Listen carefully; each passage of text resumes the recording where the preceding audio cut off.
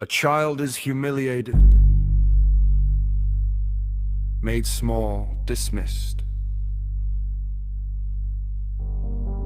They become a narcissist, not because they are evil, because the wound never healed. They learn, the world will not see me unless I take. They grow up. They collect victims, people who loved them, worked for them, believed in them. One by one, the victims are discarded, humiliated again, made small again, dismissed again. Most victims withdraw, dissociate, isolate. They carry the wounds silently. But some victims band together, they share their stories, they name the narcissist as the enemy. They form a collective. There is a real problem now. The abuser. The collective fights. The collective wins. The narcissist falls. The problem is over. The collective does not disband. Why? Because the victims have become the thing they hated, not the leader. The collective itself is now the covert narcissist. We are the good ones. We must stay together. The enemy might return. They do not see the wound inside themselves. They only see the wound the narcissist left. The collective grows. It finds new enemies. It needs a face. A leader emerges from within. Not the original abuser, but a new one, grandiose, certain I will be the mirror. The collective gets too large, not everyone can be seen. Off stage, humiliation returns. The same wound, different costume. The leader faces collapse and becomes malignant. Cruelty is the cure. The collective purges itself. It collapses. Survivors scatter, some withdraw, some become individual narcissists, more extreme than the one before because the trauma multiplied at every step. If mindless survivor, now a narcissist, raises a child or teaches a child or simply creates the conditions for humiliation again, the child is not seen. The child learns, the world will not see me unless I take. The story does not end, it gets bigger, louder, more extreme, until it is too large for anyone to see the whole shape. The twist. The collective were the individuals, the narcissist victims banded together against his abuse. They became him, not in ideology, not in intention, in structure. The wound passed through them unchanged. The only thing that multiplied was the volume. It could have ended with a child being seen. Instead, it became a loop too big to see. If you are in the collective,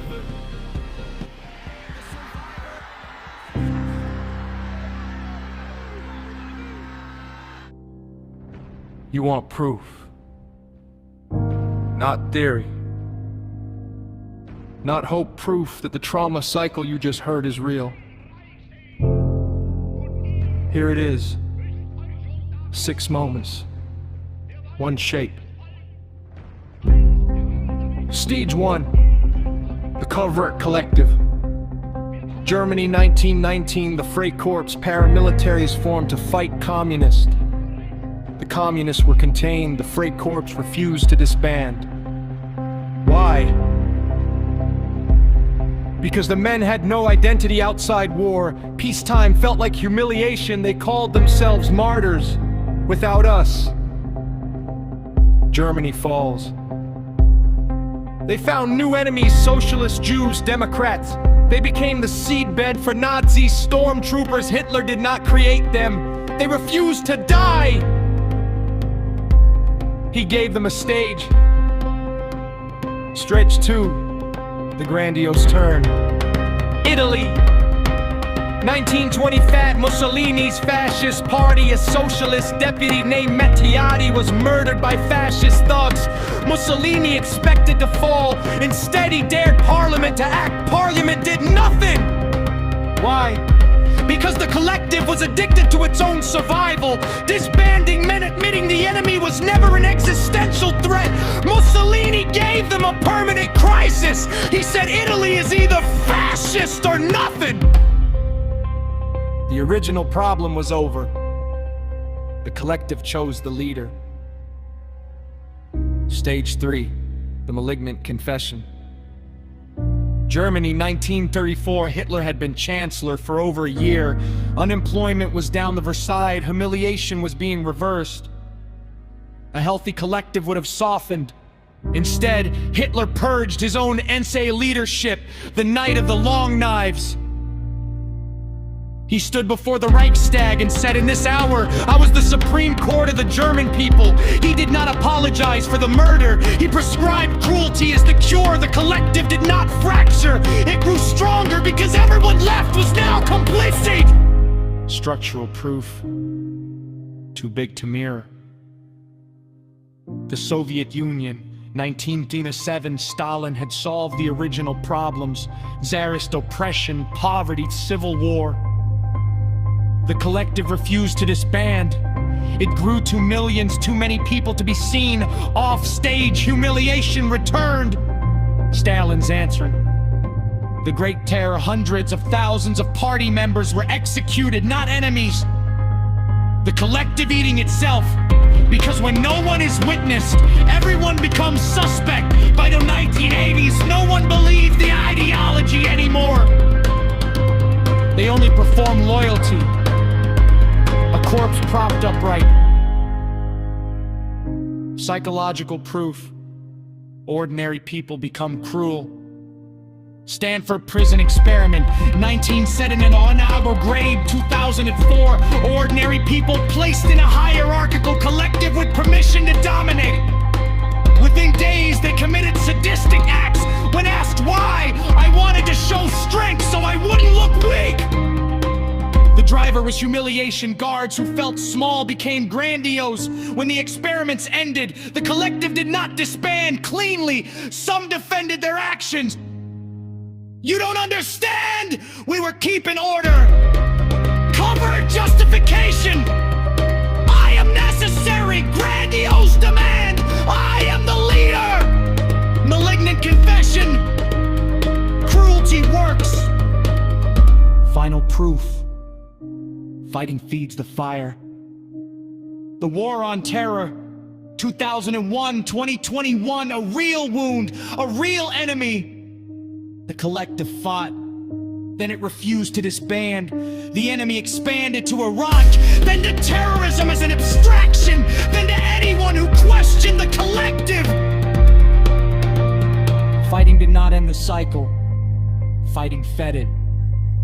The Patriot Act, torture memos, endless war. The enemy was never defeated because the collective needed the enemy to survive. The collective collapsed under its own weight. 2 decades, trillions of dollars, hundreds of closings dead. The trauma did not heal. The fallen flag became a rallying point. January 6, 2021 was not a break from the cycle. It was the bastard orphan of a collective that refused to die. The cycle is real. It has happened before. It is happening now. You do not need history to see the cycle, you only need to look around. Start with the pandemic, the crisis was real, hospitals overflowed. People died, mutual aid networks formed to help. Then the crisis passed, vaccines arrived, systems stabilized. But many of those collectives refused to disband. They stayed together, ostensibly to prepare for the next disaster. Now they spend more time fighting each other than any external enemy. We are the only ones who remember. They say the original wound was real. The refusal to heal has become the problem. That refusal finds its voice in a leader. Look at American politics, left and right, it does not matter. The enemy is always existential, always imminent, never defeated. Without the enemy, the collective would have no reason to exist. so the enemy lives forever. This is the most important election of our lifetime. For the 4th cycle in a row, the grandiose narcissist does not create the crisis. They simply promise that it will never end and that only they can lead you through it. Eventually, the mask drops. The leader stops pretending to be the good guy. Look at Putin bombing hospitals and calling weakness the real crime. Look at online radicals on any side saying yes, punch them, yes, deport them, yes, hurt them, good! The malignant narcissist does not apologize for cruelty. They prescribe it. You were too soft, that is why you lost. I will be cruel for you. And the exhausted collective, tired of losing, says yes. Now scale this up. Social media is the largest collective in human history. Billions of people performing for mirrors that never look back long enough. No one is truly seen. Everyone is off stage. Humiliation is the default setting. What does a collective do when it is too big to mirror? It purges. Cancel culture, deplatforming, digital witch hunts. The Soviet Union shot hundreds of thousands to shrink the collective Twitter blocks accounts. Same mechanism, different century. And the individuals inside this machine, ordinary people, teachers, nurses, retired grandparents, they sit in comment sections typing things they would never say to a human face. Kill them all! They deserve it. Ask them why and they will tell you, because I am tired of being nice and losing! That is the Stanford prison experiment in your pocket. Humiliation plus a screen, and ordinary people become cruel. Finally, watch what happens when people try to fight back. The anti-fascist who punches a fascist thinks they are stopping the cycle. But every punch gives the narcissist exactly what they need. An enemy, a stage, proof that the world revolves around their struggle. Fighting does not kill the fallen flag. It waters it. January 6th was not a defeat for fascism. It was a martyr. The cycle is not history. It is your news feed, your group chat, the mirror you check every morning.